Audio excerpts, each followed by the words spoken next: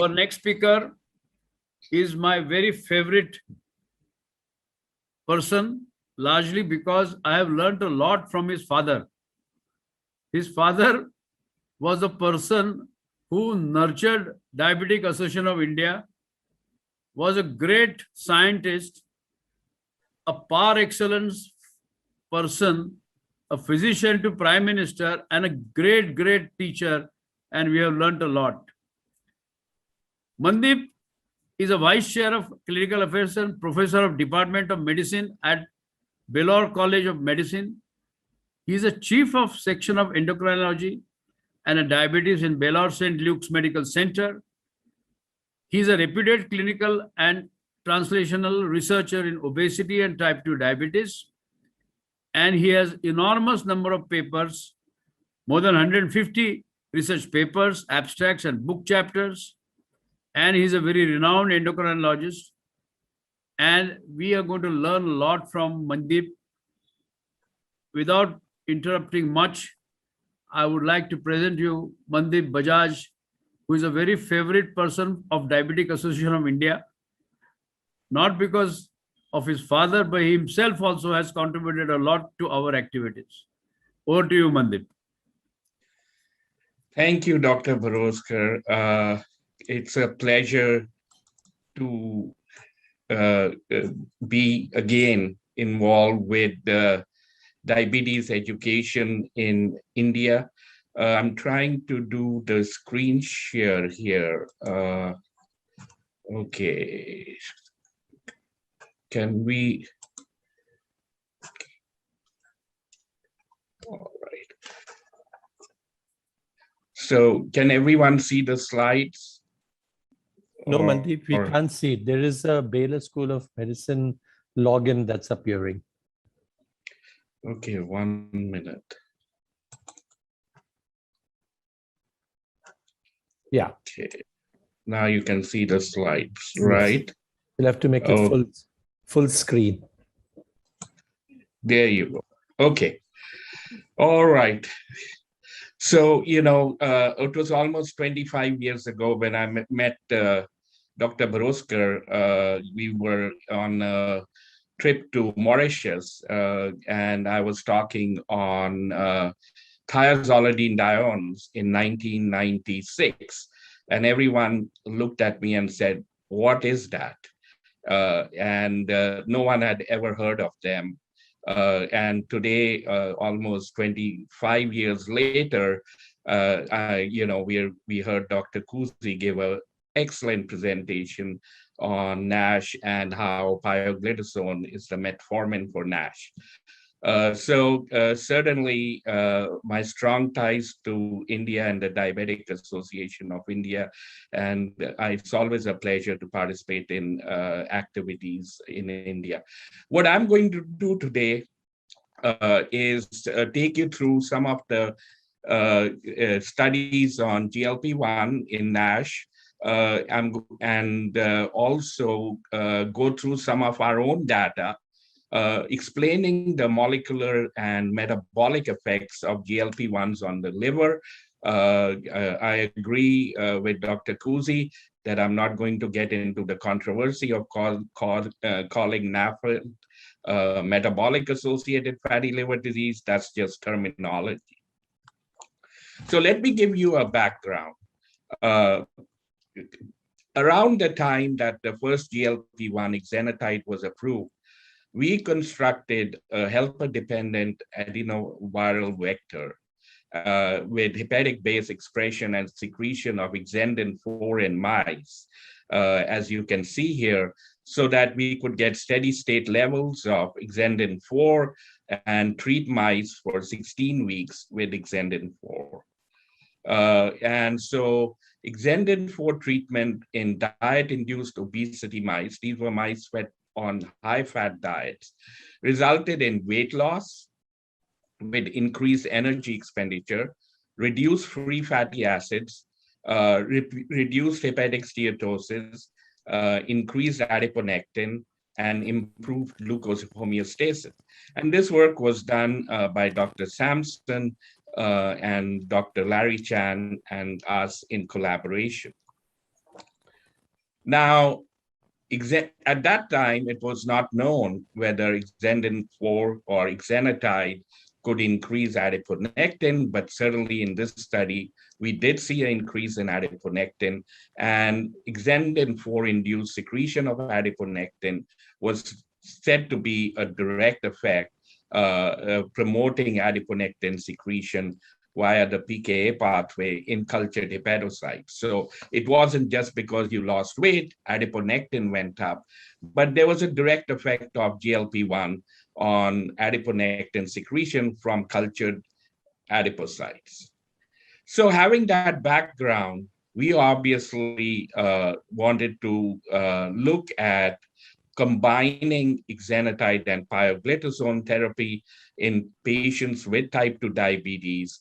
And our hypothesis was that combining pioglitazone with exenatide would be associated with a significant greater reduction in hepatic fat content, as well as a greater increase in plasma adiponectin as compared to pioglitazone alone.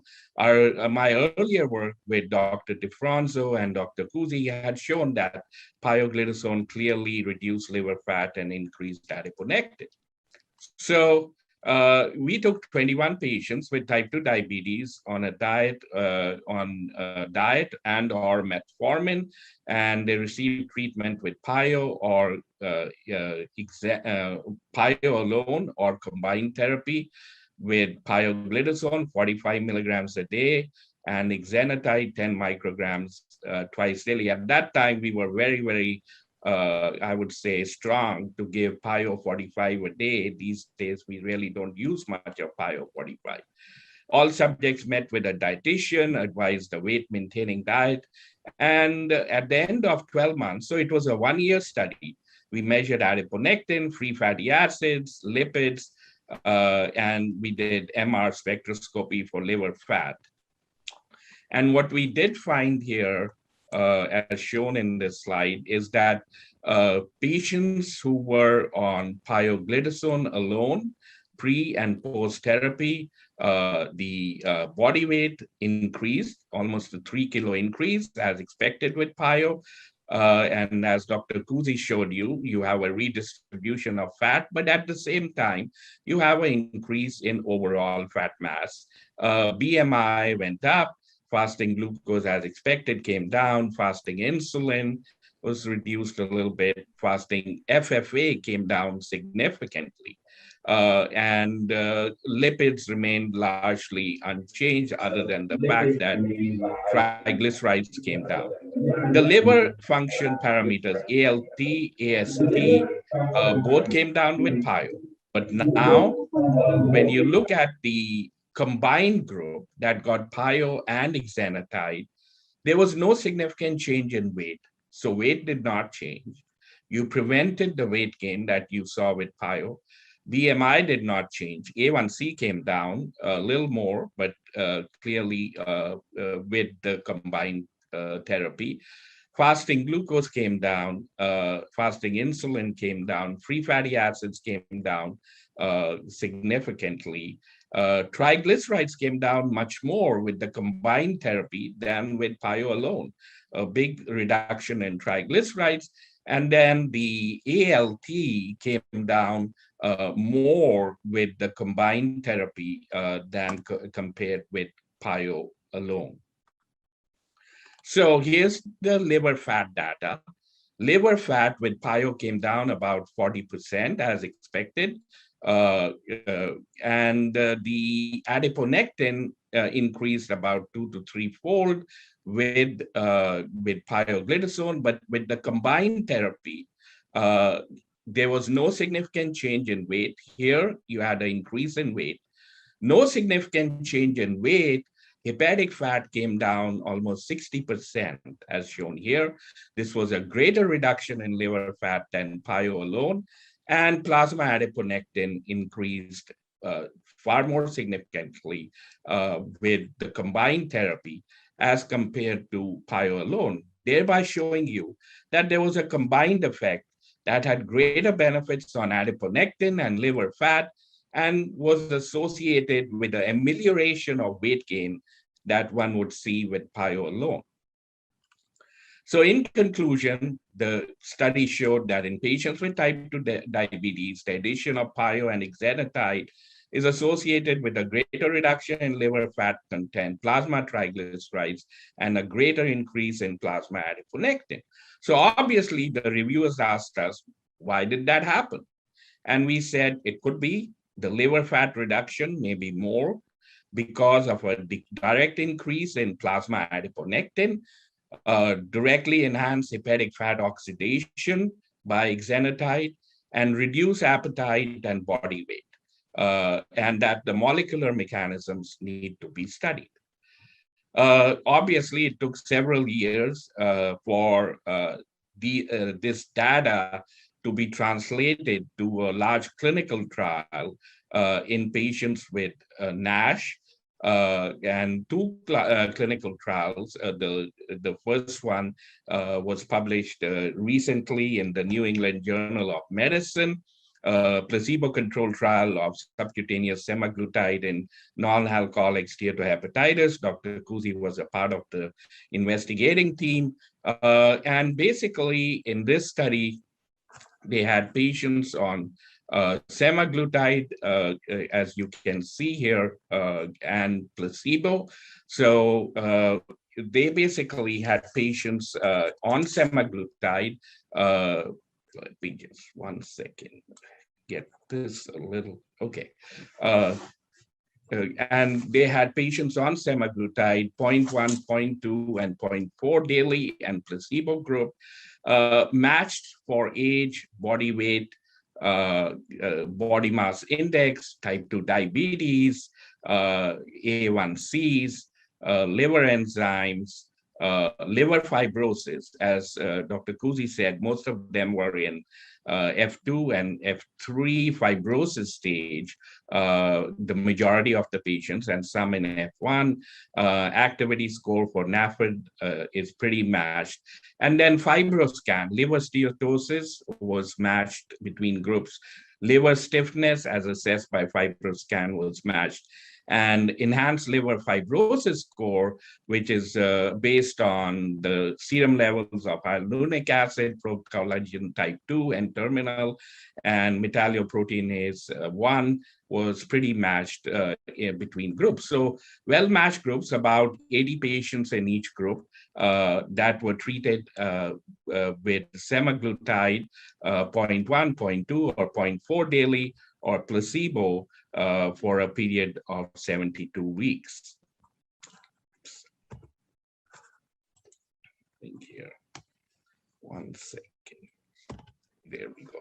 Okay, so changes at the end of the study. The primary endpoint, as defined, was resolution of NASH without a progression of fibrosis. And the secondary endpoint here was the improvement in liver fibrosis stage with no worsening of NASH. And the primary endpoint was reached, resolution of NASH with no worsening of fibrosis, semaglutide 0.4, very significant here, p-value less than 0.001 versus placebo. So the primary endpoint was met, but the secondary endpoint, improvement in liver fibrosis stage with no worsening of NASH, as you can see here, 0.4 semaglutide versus placebo was not met, as you can see in this slide. And then when you look at the ALT and AST here, you can see very clearly there was a reduction in the ALT, semaglutide 0.4. It's a dose-dependent effect versus placebo, and ALT, which is right here. And again, the reduction was over a period of 72 weeks in a dose-dependent manner. Now, in terms of adverse effects, nausea was the commonest side effect. Vomiting was seen in about 15% of the patients on semaglutide 0.4 daily. So GI side effects largely, and some increase in malignant neoplasms. There were 3 in the semaglutide treated group versus 0 in the placebo group, and largely increase in benign and malignant neoplasms. Again, small numbers, renal cysts went up. So overall, a safe drug. There was no increase in pancreatitis, and amylase and lipase did go up, but certainly no clinical increase in the risk of pancreatitis in the study. The second study, which was published actually 5 years ago in 2016 in the Lancet, liraglutide safety and efficacy in patients with NASH, the LEAN study.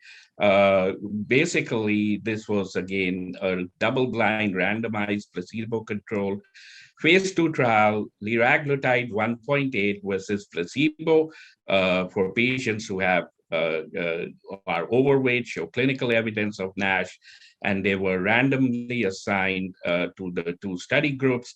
The primary outcome was again resolution of NASH with no worsening of fibrosis over 48 weeks. Again, in this study, you had small number of patients, 26 in lira, 26 placebo, their match for age, ethnicity, pretty much type 2 diabetes, small number, 9 and 8, hyperlipidemia, hypertension, cardiovascular disease. And again, when you look here, as compared to treatment with lira versus placebo, you saw a greater number of patients with resolution of NASH. That was clearly significant with a p-value of 0.01. But in terms of improvement in fibrosis, you did not see a benefit. Worsening fibrosis came down here, but no improvement in fibrosis. So similar results as the semaglutide study, which was, of course, with a larger number of patients to show you these results. And again, the effects are seen on glucose, on insulin. Insulin levels came down, insulin sensitivity improved, A1C came down, free fatty acids came down. Adipocyte insulin resistance was a little improved, didn't reach significance, but there was weight loss very clearly. BMI came down, and lipids, again, you saw improvement in HDL, as you can see here, and ESDLT came down. So the bottom line is that, again, with liraglutide, you saw improvement in NASH or resolution without improvement in fibrosis.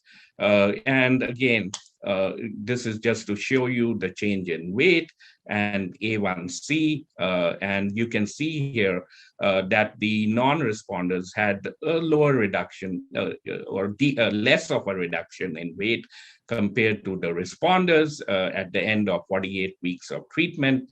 And the A1Cs were pretty much similar. So it was independent of glucose control, but really dependent on weight. So when you look at all this, the bottom line you say is, okay, so these drugs, GLP1 receptor agonists, whether that's liraglutide or exenatide or semaglutide, cause a resolution of NASH, and the mechanisms are probably related to weight loss as being the most important factor, with some improvement in insulin sensitivity and a reduction in lipotoxicity. But the question is, are there GLP-1 receptors on the liver? And there are several studies that show that, yes, they are. Ours seem to suggest that there are no GLP-1 receptors on in the liver in isolated hepatocytes, cell lines. So this is an effect independent of the GLP-1 receptor on the liver. And that's important because then that's a direct effect. When we used Exendin 4, cyclic AMP, which is really did not change in the liver in primary hepatocytes, whereas glucagon, as expected, increased cyclic AMP and choline increased. So clearly there is a effect independent of the cyclic AMP pathway, which is the pathway you see in the pancreas, in the liver. So what is this effect? And how does it go about? So one of our hypotheses was that exenatide may be reducing FGF21 resistance in the liver. So, studies came out which showed that patients who are obese and type 2 diabetics and patients with non-alcoholic fatty liver disease have FGF21 resistance. And so they have higher FGF21 levels, and hepatic FGF21 expression is significantly elevated in obese subjects with non-alcoholic fatty liver disease and correlates with an increase in circulating FGF. And plasma FGF levels in obesity and type 2 diabetes correlate with hepatic and peripheral insulin resistance. So we did some studies in mice. We gave them, injected these mice with Exendin 4 versus saline. And these were mice on high-fat diets. And this is your saline group and the Exendin 4, not much of a difference in weight, fat or percentage fat, but glucose metabolism was improved by Exendin 4. And when you look at the liver weight of these mice after treatment, without a difference in body weight and liver fat as a percentage of body fat. So independent of body weight, you saw a clear improvement with Exendin 4, liver triacylglycerol per milligram of liver came down. So there seems to clearly suggest a direct effect. And when we looked at the FGF21 levels, as you can see, high-fat diet, DIO mice, diet-induced obesity, these mice are obese. Clearly, you see an increase in FGF21 or FGF21 resistance, and then you give them Exendin 4 and the FGF21 levels come down. And this FGF21, is important in terms of expression levels. Again, FGF21 in the liver came down with Exendin 4, and liver and plasma correlate. And liver weight and liver FGF21 protein again showed a strong correlation. So by altering or reducing FGF21 expression in the liver with Exendin 4, we found also an increase in AMPK phosphorylation, as shown here. AMPK activity or AMPK phosphorylation in the liver clearly came up, and phosphor to total ACC came up.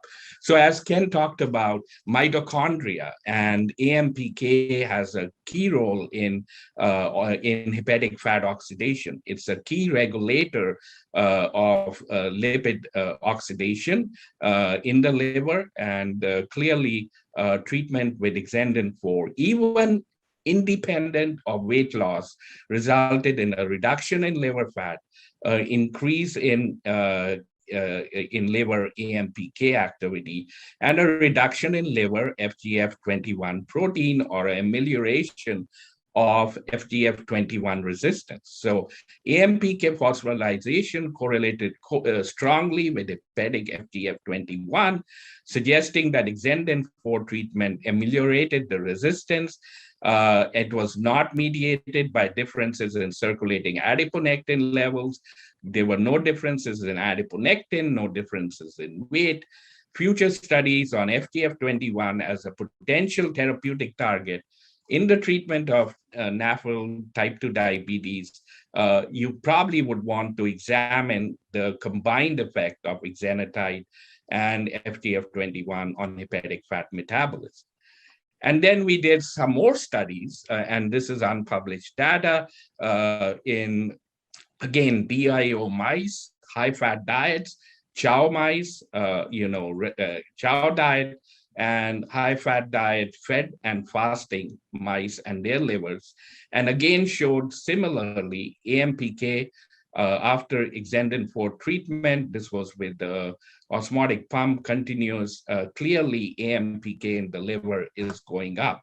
So, AMPK, again, several factors determine AMPK activity, metabolic parameters, weight loss, and others. So we also looked at AMPK in cultured hepatocytes, mouse hepatocytes, and human hepatocytes. This is in vitro studies, again showing you that with exendin-4, AMPK phosphorylation went up in these human hepatocytes and mouse hepatocytes. And then finally, we looked at the liver in terms of inflammation. So AMPK activation is also associated with the amelioration of inflammation. NF-kappa B activation comes down, TLR4 comes down, and SOX3 came down in these animal studies. And these are all important pathways in causing hepatic inflammation, which is a key component of NASH. So on one side, you see an increase in AMPK phosphorylation, and on the other hand, you see a reduction in the key inflammatory pathways in the liver, as shown here. And again, our effects were independent of the GLP1 receptor. We do not think that there is a GLP1 receptor on the liver. So I'll stop here. I want to thank the whole team in our that participated in these studies: Padma, Dr. Sampson, who's now at Florida, Dr. Jogi, Dr. Mutupille, who did our liver fat estimations, Dr. Lawrence Chan, and also the research support, American Diabetes Association, Amylin Pharmaceuticals, that funded some of these studies, and the National Institute of Health, Diabetes Endocrinology Research Center at Baylor, that supported this work. And thank you so much for giving me an opportunity to you. The bottom line is we are probably in the direction of treating NASH with GLP-1 receptor agonists. We've seen the effects of pioglitazone, but unfortunately, till today, there's not a single study looking at combined pioglitazone with GLP-1 receptor agonists in NASH. I think that's a study we very much need, because on our clinical front, we are treating patients with NASH with semaglutide and combining it with a low dose of pioglitazone, 15 milligrams, in patients with type 2 diabetes with NASH. So I think that study is very much needed, and that the effects of GLP-1 receptor agonists, while weight loss plays a key role, may also be due to direct effects of GLP-1 on the liver and the direct effects of GLP-1 in ameliorating liver inflammation and activating AMPK and mitochondrial function. Thank you.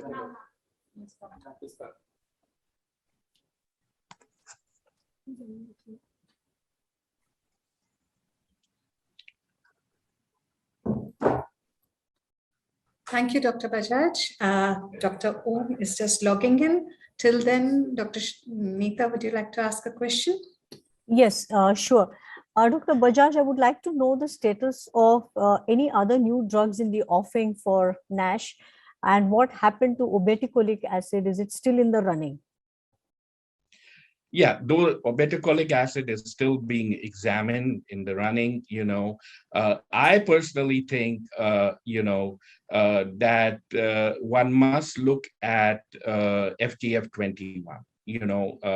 That is, as our studies show, maybe another important drug in the treatment of NASH. There are some FGF21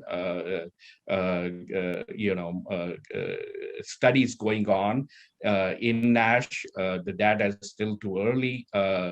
And again, this is not a approved treatment. They're still at phase 2 to phase 3, but certainly, and then combining it with GLP1s, as I showed you, I think, combining either FGF21, with exenatide, as we showed you, or semaglutide, which is what is used now, and combining a pioglitazone low dose with semaglutide is really, those studies need to be done. Of course, we are using a lot of low dose pioglitazone, 15 milligrams in NASH patients with semaglutide.